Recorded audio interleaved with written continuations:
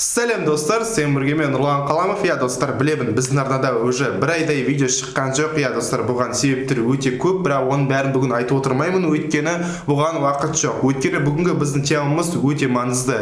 Достар, барлығыңыз естіген шығарсыздар Қытайдағы коронавирус жайлы. Қазіргі уақытта, қазіргі сәтте бұл дейтін өте маңызды және өте актуалды тема. Бүкіл әлемде осы тақырыпты талқылап жатыр, және бізде бүгін сіздермен бірге осы тақырыпты талқылайтын боламыз. Достар, егер сіздер әлі бұл тема туралы естімеген болсаңыздар, бұл видео сіздерге пайдалы болады деген үміттеймін. Ал егер сіздер бұл теманы естісеңіз, сонда да видеоның соңына дейін қараңыздар, бәлкім кішкене болсын пайдалы мәліметтер аласыздар. Жалпы коронавирус дегеніміз не және неге осылай аталады екеніне тоқталып кетейік. Бұл көбінесе сол вирустың егерде микроскоппен қарағандағы бейнесі коронаға ұқсағасын солай аталып кеткен. Википедиядан оқитын болсақ, коронавирустар жануарларға және адамдарға жұқтыратын вирустың екі қосалқы отбасына біріктірілген. Вирус алғаш рет 1965 жылы жедел ринитпен ауыратын науқаста анықталған. Көптеген уақыттар бойы бұл вирус туралы ештеңе айтылмаған, алайда осы 2020 жылы басталып, кәдімгідей әлемге шу жасатты. Ең бірінші бұл вирус Қытай еліндегі Ухань қаласында басталды. Қытай арналарының айтуынша 600-ге жуық адам осы коронавирус ауруына ұшыраған болатын. Қытайдың басқа да қалаларында бұл ауру байқалды және байқалып жатыр. Бұлар Пекин, Шанхай, Макао, Гонконг, сонымен қатар басқа да Қытайға қатысы жоқ елдерге де бұл ауру тарап жатыр. Мысалы ақш-та, Жапония елінде, Таиландта, Кореяда, Тайваньда және біздің Қазақстанда. Достар, осы кеше ғана Алматы қаласында аэропортта коронавируспен ауырған адамды капсулаға салып емханаға алып кеткен болатын. Алматы аэропортында қазір келген адамдарға өте қатты тексерістер жүргізіп жатыр. Әрине соның ішінде қытайлықтарға. Арнайы адамдардың температурасын анықтайтын аппараттармен әрбір адамды тексеріп елге кіргізіп отыр. Қайдан және қалай пайда болып бұл вирус деп сұрап жатқан шығарсыздар. Алайда әзірше бұған нақты ресми түрде жауап жоқ. Бірақ адамдардың өздерінің арасында бір шама теориялар бар. Достар, оның бәрін сіздерге айтатын болсам, оның бәрі дезинформация болуы әбден мүмкін, яғни жалған ақпарат болуы әбден мүмкін. Бұның бәрі шын ба, өтірік пе әлі ешкім білмейді, соны біліп жүріңіздер. Мен интернеттен оқығаным, қарағаным бойынша вирус бір Қытай базарының тауарларының кесінен деп естідім. Сол базарда тірілей құстар, теңіз өнімдері сатылыпты. Алайда кейбір адамдардың бұл базарға ешқандай қатысы болмаса да, осы вируспен ауырыпты. Соған қарағанда вирустың шығуы тек бір жерден емес сияқты. Қалай бұл вирусты емдеуге болады деп сұрасаңыздар, оған да нақты жауап жоқ. Дәрігерлердің айтуынша коронавирус ауруының түрлері бар. Википедиядан оқитын болсақ, шамамен 40 түрі бар екен. Кейбір науқастарды емдеуге мүмкіндік болса, қалғандарын қалай емдеуге болатынын үкімет әлі білмей отыр. Негізінде коронавирус ауруы жайлы басында адамдардан адамға жұқпайды деп айтқан болатын.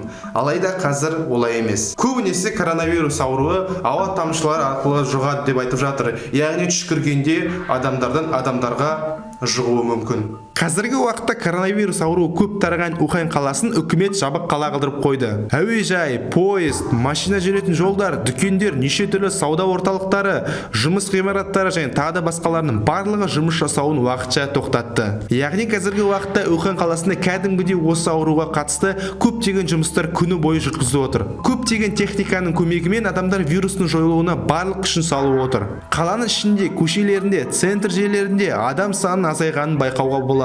Көбісі үйінен шықпай, еш жерге бармай, әзірше қауіпсіз жерде отыр. Үкімет адамдардың барлығына маска кисін деген бұйрық беріп жатыр. Алайда маска сататын дүкендерде, клиникаларда масканың бітіп жатырғаны айтылады. Үкіметтердің айтуынша, Ухань қаласының халқы әзірше қаладан кете алмайды. Өйткені бұл вирустың адам өміріне масштабтық түрде зақымы бармай екенін дәлелдемегенше, Ухань қаласының халқы әзірше қалаларының шекарасынан шыға алмайды. Қаладан машина арқылы қашып жатырғандар да бар дейді жалпы, бірақ көбісі әлі қалада. Статистика бойынша коронавируспен қазір 600-ге жуық адам ауырып отыр. Соның 41-і мерт болып кетті. Жалпы үкімет адамды алдау мүмкін бе?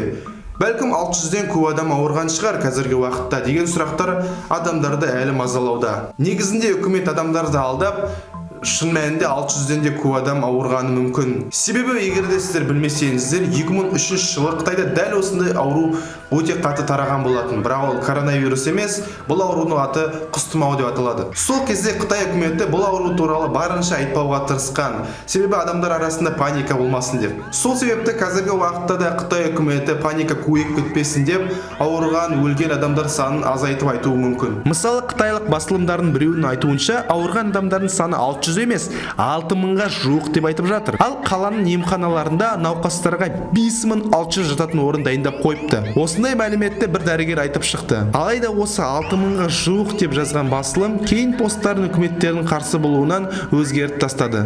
Соған қарағанда Қытай үкіметі бүкіл интернет мәліметтерді тексеріп қадағалап отырады екен. Сонымен қатар тағы да бір қытайлық басылымда университетте инфекциямен жұмыс жасайтын маманның мұғалімнің айтуынша коронавирус құс тұмауынан 10 есе қауіпті болуы мүмкін депті. Егер Қытай үкіметі барынша бұл мәліметтер туралы көп айтқысы келмесе, халықтар арасында неше түрлі теориялар, неше түрлі сөздер айтылуда. Бұл оқиға осы вирус туралы Қытай елінің басты газеттерінде Женмен Жео Бао деген адаммен ештеңе жазылмапты. Газетте басқа қатысы жоқ мәліметтер жайлы жазылыпты. Қорытындылай келе, қазір Қытай үкіметі барынша халықты шулатпай, ешқандай паника жасатпай, тез шешіп тастағысы келеді. Ал халықтардың арасында қазір өте қатты паника және барлығы тезірек бұл аурудан аулақ болғысы келеді. Әрине, бұның барлығы алдағы уақытта тез шешіледі деген ойдамын.